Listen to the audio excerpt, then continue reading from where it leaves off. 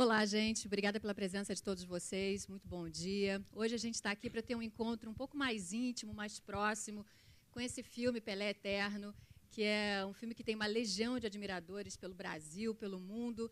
Então, a gente vai ter a oportunidade de relembrar algumas histórias, ouvir outras histórias, enfim, conhecer um pouco mais sobre a trajetória desse projeto, né? E também comemorar aqui o lançamento digital via download do iTunes, desse filme que vai poder estar disponível em quase 80 países. Então, agora, quem não viu vai poder ver, quem viu vai poder rever, as novas gerações vão poder se deliciar, conhecendo um pouco melhor esse nosso grande ídolo. Eu quero começar falando com Pelé.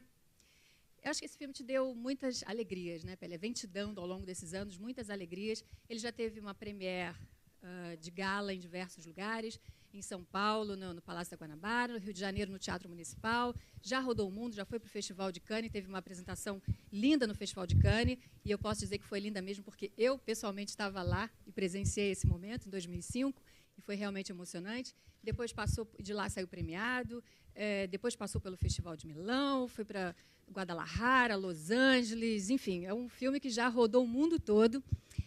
Agora eu queria saber como é que é renovar essa emoção, porque a partir de agora ele vai estar disponível para quase 80 países, ou seja, mais uma multidão de gente vai ter a oportunidade de conhecer esse filme e sair desse ambiente de festival. Em primeiro lugar, uma grande satisfação estar aqui com vocês. Eu sempre agradeço a Deus por ter saúde e estar sempre presente quando fazem alguma homenagem. Por abrindo espaço para a gente, é uma grande homenagem. E eu agradeço a Deus porque, normalmente, aqui no nosso querido Brasil, as pessoas só são lembradas, só são homenageadas depois que morrem, não é mesmo? Depois, morreu, era tão bom. Então, graças a Deus, estamos aqui em vida. Falando de uma coisa importante, eu até brincava com o nosso diretor aqui, falava assim, pô, seu diretor, tem lugares que eu chego, como nós chegamos agora do Egito, tudo que perguntam de algumas das jogadas, alguns dos lances do filme do Pelé Eterno.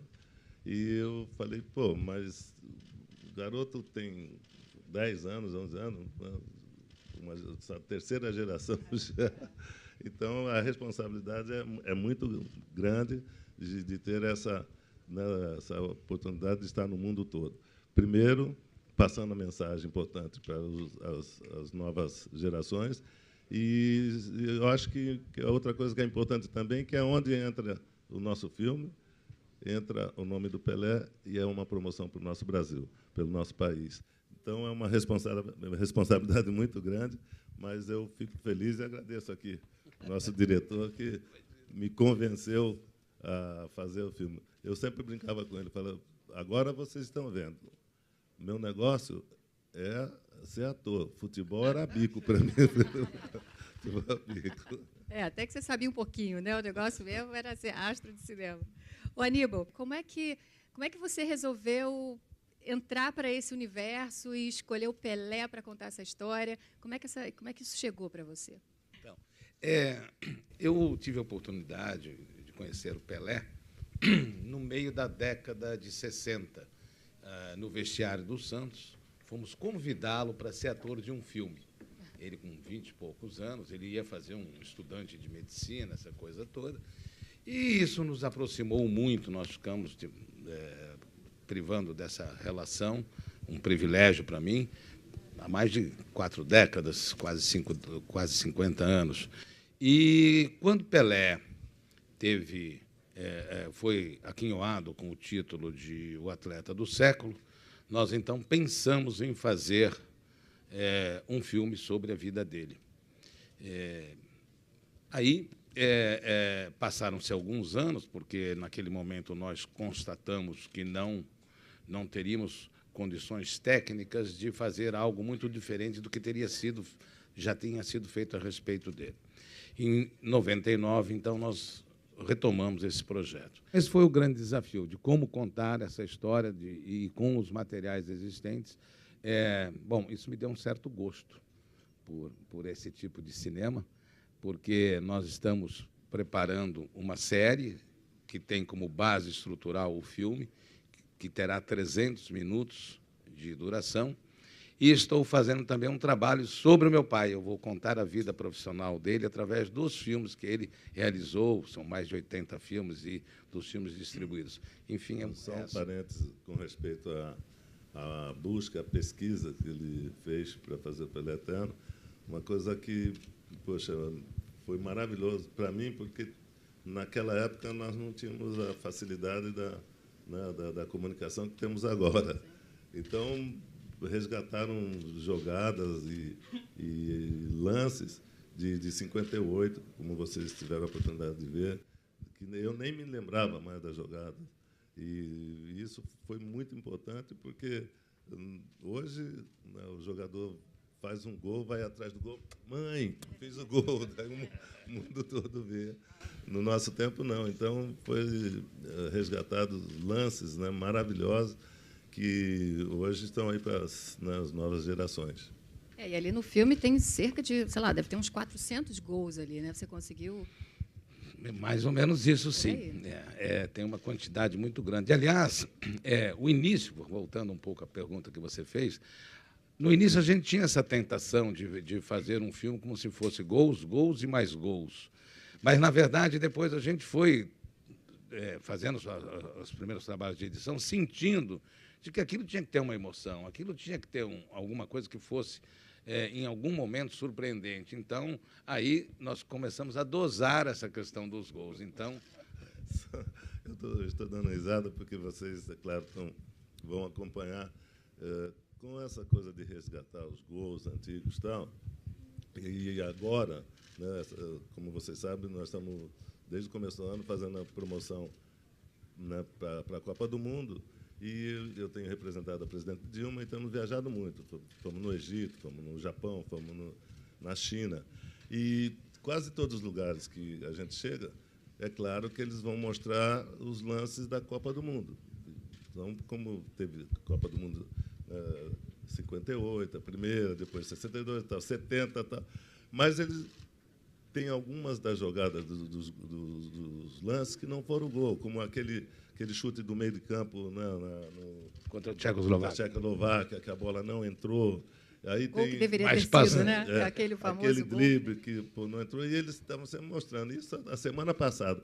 Aí eu falei assim, por favor, eu marquei 1.283 gols. Vocês só mostram as defesas do goleiro, os gols que não foram, porque a culpa é dele. Porque eu falei, caramba. Mas que são jogadas tão bonitas que o gol acaba que parece que não faz nem tanta, né? Se foi gol, beleza, porque foi tão bonito o que aconteceu até chegar naquele chute, né? O movimento e tudo, que eu acho que as pessoas gostam de ver aquilo, né? Realmente, as jogadas são jogadas lindas, principalmente contra o Uruguai, né? Mas era melhor que se tivesse entrado, né? Com certeza.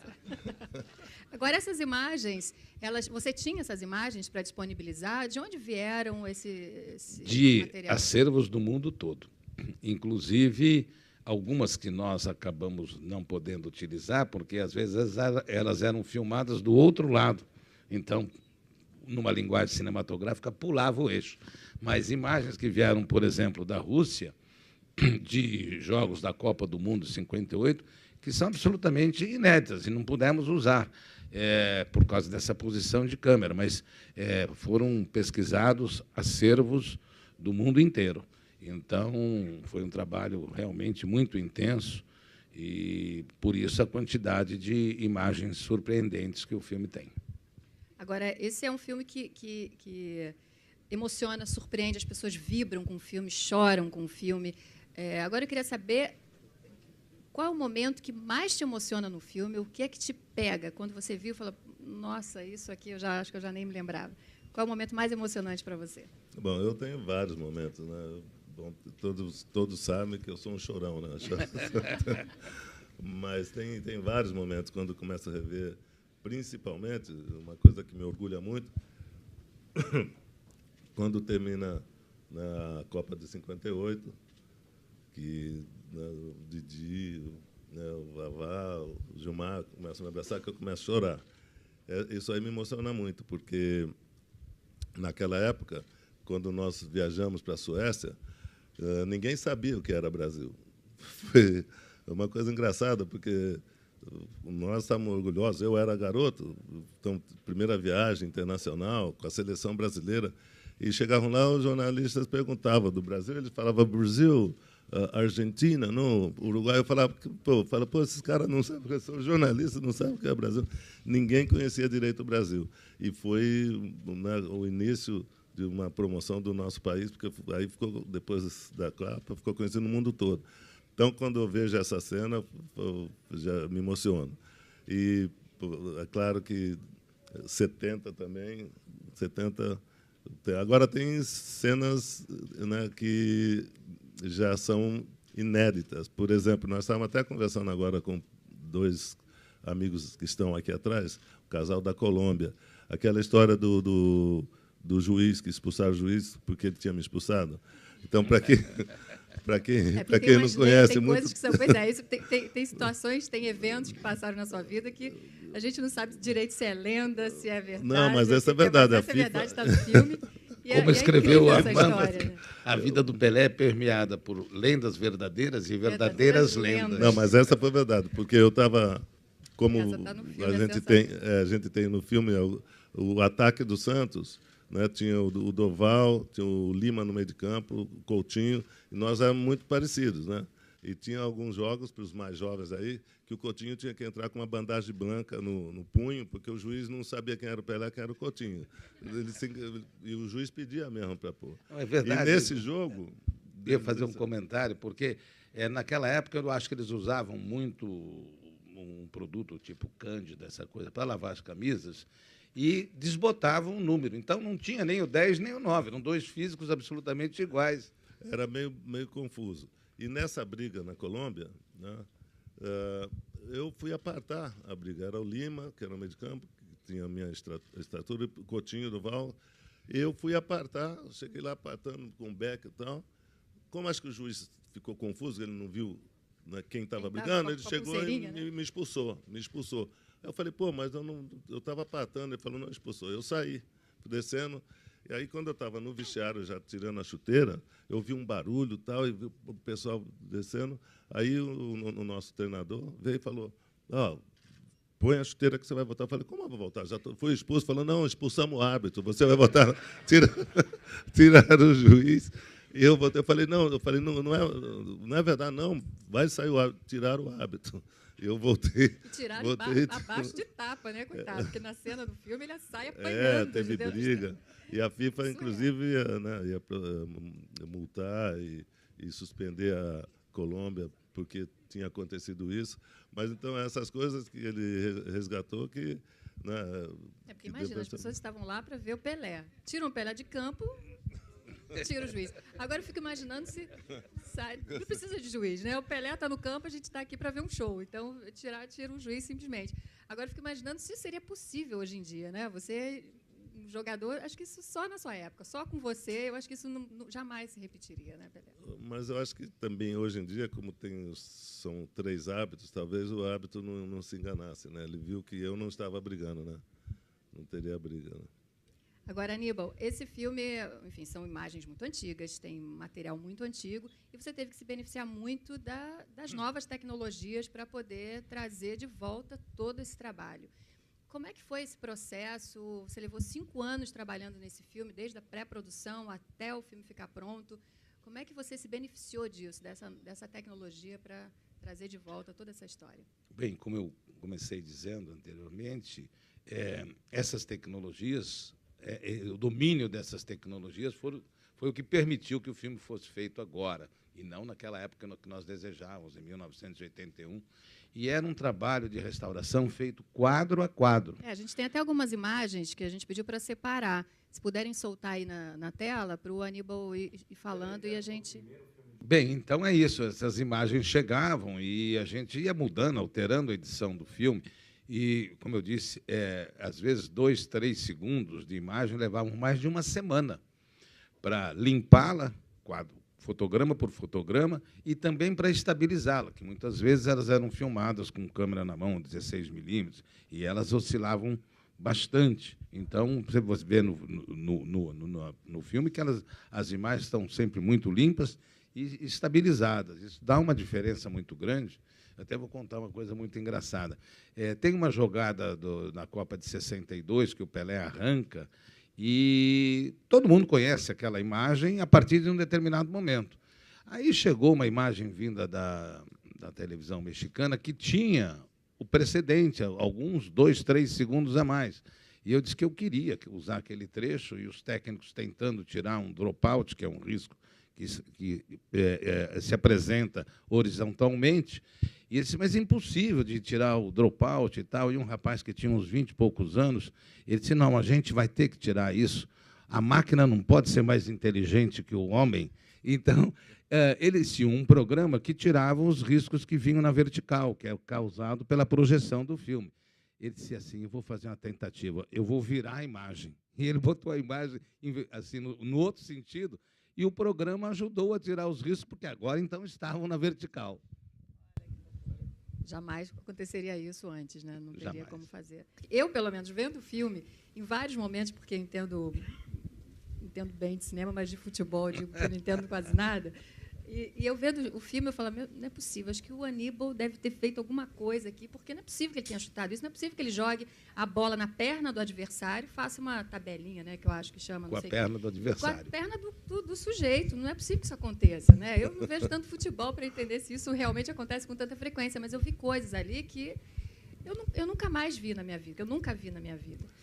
Não, existem comentários assim de jogadores, inclusive isso está no filme, de que o Pelé tem um raciocínio muito rápido, e alguns afirmam ele chega a pensar alguns segundos antes que todos os outros. E também dizem que ele tem uma visão periférica, que ele tem uma visão de 180 graus. O Gerson até brinca, diz, não, ele tem um olho na nuca, ele acaba vendo quem vem por trás. Não, mas isso aí é uma... E ele antevê as jogadas, ou seja, dá a impressão de que ele faz uma panorâmica, e quando ele recebe a bola, ele já sabe o que vai fazer, e os outros começam a raciocinar. Não, agora, eu agradeço a Deus pelo dom que ele me deu. Meu pai era jogador, mas uma coisa eu aprendi, porque essa coisa de parecer que viu a jogada antes é realmente treino. Isso aí é coisa... Porque o meu pai, o meu treinador, Valdemar de Brito, que a gente sempre fala, várias vezes ele brigava com a gente quando a gente era garoto, que eu pegava a bola, quase todo mundo faz isso. Muitas vezes você fala, pô, o cara joga bem, mas ele pega a bola, ele dribla aqui, ele dá o passe aqui, ele dá o passe aqui, e não levanta a cabeça para ver onde estão os companheiros dele. E eu sempre fui... chamada a atenção com o meu pai e o Valdemar de Brito, falar assim, olha, quando a bola estiver vindo, você já não precisa se preocupar mais com ela, porque você já vai dominar. Antes dela chegar, você já procura olhar onde estão os jogadores. Quando você matar a bola, quando você parar a bola, você já sabe mais ou menos. E a outra coisa também é não fica olhando para a bola. Depois que você dominou a bola, então não precisa ficar olhando para a bola, porque a maioria dos jogadores que nós temos até hoje, e no Santos a gente fala, ele é meio de campo, ele para a bola e fica olhando para a bola, porque ele não quer perder a bola. Eu tive esse aprendizado, então eu agradeço os meus ex-treinadores, meu pai, que me botou, entende, isso em mente. Agora, seguindo aquela máxima do Armando Nogueira, que fala sobre que você tem lendas verdadeiras e verdadeiras lendas, talvez você já tenha falado isso algumas vezes, mas eu queria que você falasse de novo sobre essa história. É verdade que você parou uma guerra? Isso é uma lenda verdadeira ou é uma verdadeira lenda? Não, foi verdade, também tem um registro aí. Tem um registro, você ficou ouvindo assim, que loucura. Na Nigéria, né?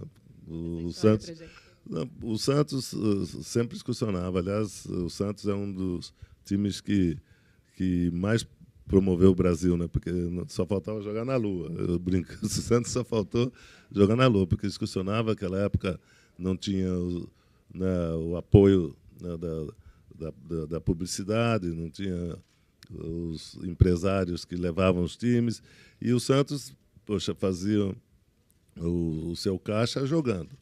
A gente fazia janeiro, fevereiro, a gente jogava na América Latina, junho e julho, que é calor, a gente jogava pela Europa.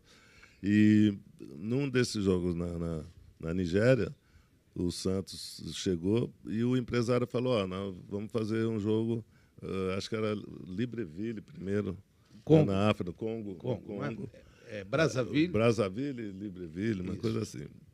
Aí falou, mas como vai fazer? Eles estão guerreando lá, tá em guerra, não vai? Está uma maior confusão lá. Aí o empresário falou, não se preocupe que nós já conversamos, se o Santos aceitar, vai parar a guerra e o Santos sai sem problema. Aí alguns jogadores não queriam ir e tal, mas aí fomos. O empresário foi. Infelizmente, nós fomos, jogamos, pararam a guerra. Quando a gente saiu, eles voltaram a guerrear. E teve que jogar nos dois lados? Como os dois eles concordaram para a guerra, então tem que jogar dos dois lados. Mas era uma época que não tinha a mídia, né? A televisão não estava tão presente, então são registros que pouca gente fica sabendo, mas foi verdadeiro.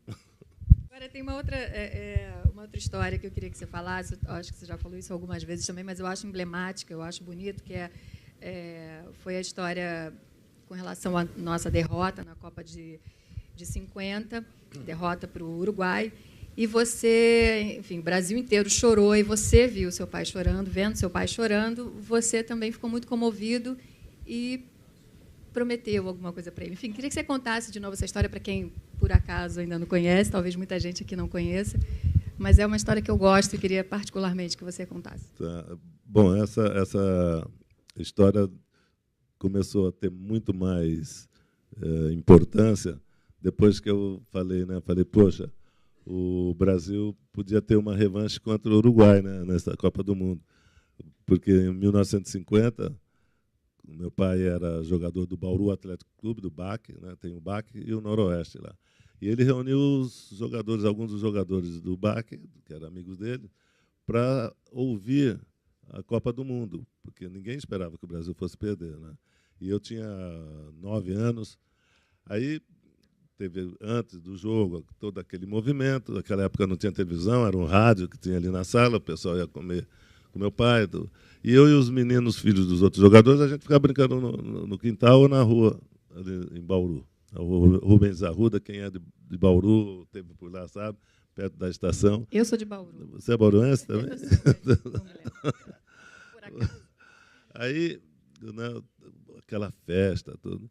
De repente, foi um silêncio danado. Tal. Eu e os outros meninos entramos na nossa sala e perguntei assim, o que aconteceu? E meu pai estava encostado assim do lado na mesa. Tinha o Ditinho, que era um meio de campo, também amigo do meu pai, que estava do outro lado. Essas são as duas imagens que eu registrei. Eu entrei, aí eles estavam chorando assim. Eu falei, pai, por que você está chorando? Ele falou, o Brasil perdeu a Copa do Mundo.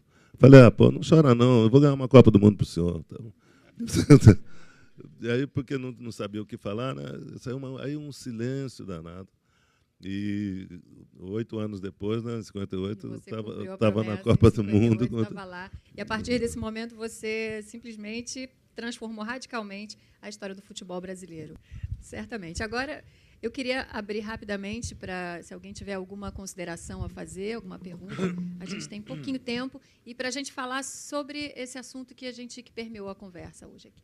É uma honra estar aqui do seu lado. Muito meu obrigado. nome é Edson, graças a você, meu pai te adorava, está aqui, ó, a prova está aqui. Né? Rapaz. Com o I, inclusive, o teu Edson com EDI também, né? Queria saber o seguinte, Pelé, foi recentemente dito que parece que o Bayern ia pegar o Messi por 325 milhões de euros, né? Uma fortuna. Quanto é que valeria o passe do Pelé hoje em dia? Bom, não está à venda. Não, isso sem dúvida, hipoteticamente falando.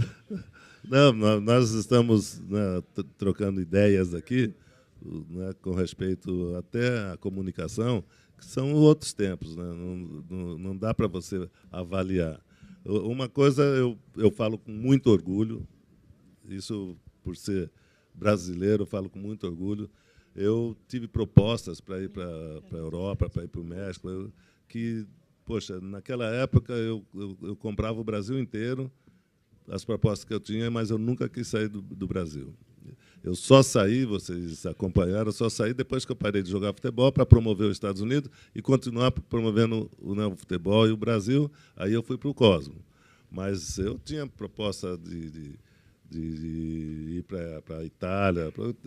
Teve 2 ou 3, até o Aníbal sabe disso, teve 2 ou 3 reuniões que nós tivemos, né, com o meu pai e o presidente do Santos, na época o deputado até Jorge Cury, para ir para o Milan. Uma foi para ir para o Milan, outra foi para ir para o Real Madrid. Que o empresário, naquela época não era empresário, era o representante, ele falou assim, olha, fala para o seu pai para ele dizer quanto que ele quer para você ir para o Real Madrid. E eu falei, não quero sair do Santos, eu estou bem no Santos. Então... Tá bom com aquele carrinho, tá bem. Né? Você ganha para o próximo. Aqui agora. Aqui.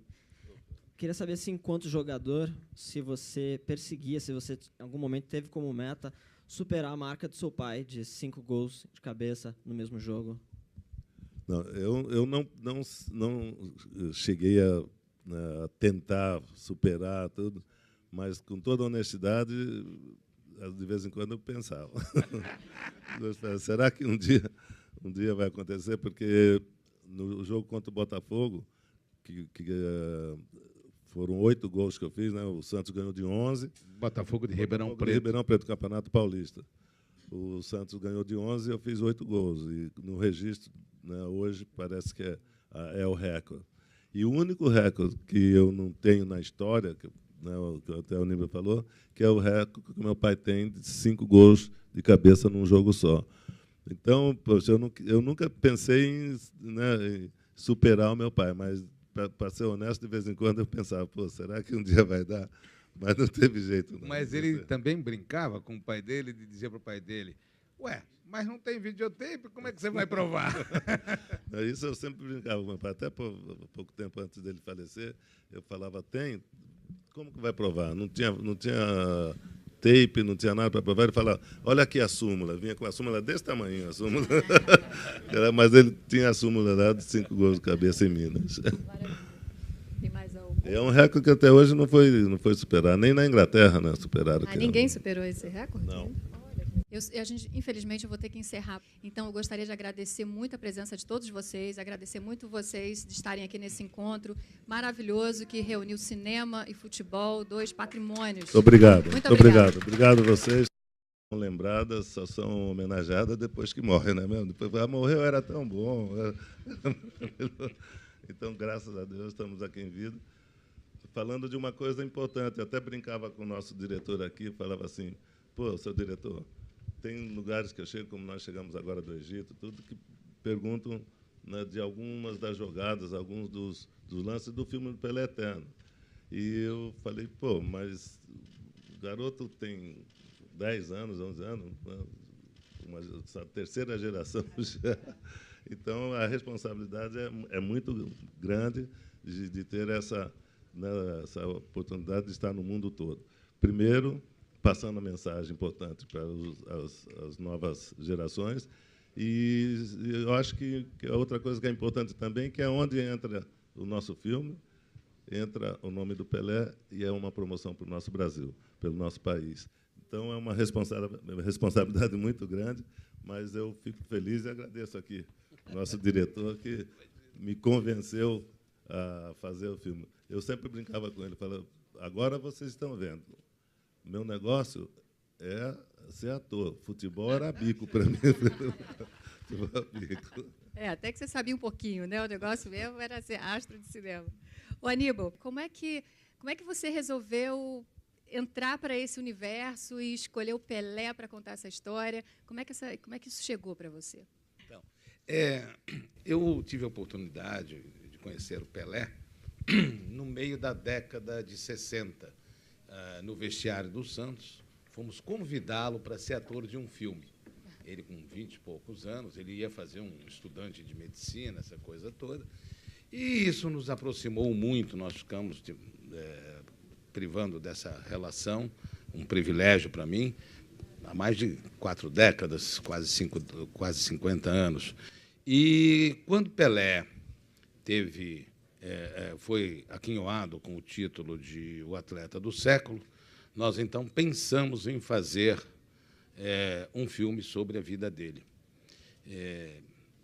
Aí passaram-se alguns anos, porque, naquele momento, nós constatamos que não teríamos condições técnicas de fazer algo muito diferente do que já tinha sido feito a respeito dele.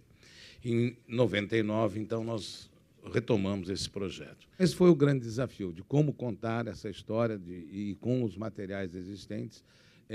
Bom, isso me deu um certo gosto por esse tipo de cinema, porque nós estamos preparando uma série que tem como base estrutural. Rodou o mundo, já foi para o Festival de Cannes, teve uma apresentação linda no Festival de Cannes, e eu posso dizer que foi linda mesmo, porque eu, pessoalmente, estava lá e presenciei esse momento, em 2005, e foi realmente emocionante. Depois passou, de lá saiu premiado, depois passou pelo Festival de Milão, foi para Guadalajara, Los Angeles, enfim, é um filme que já rodou o mundo todo.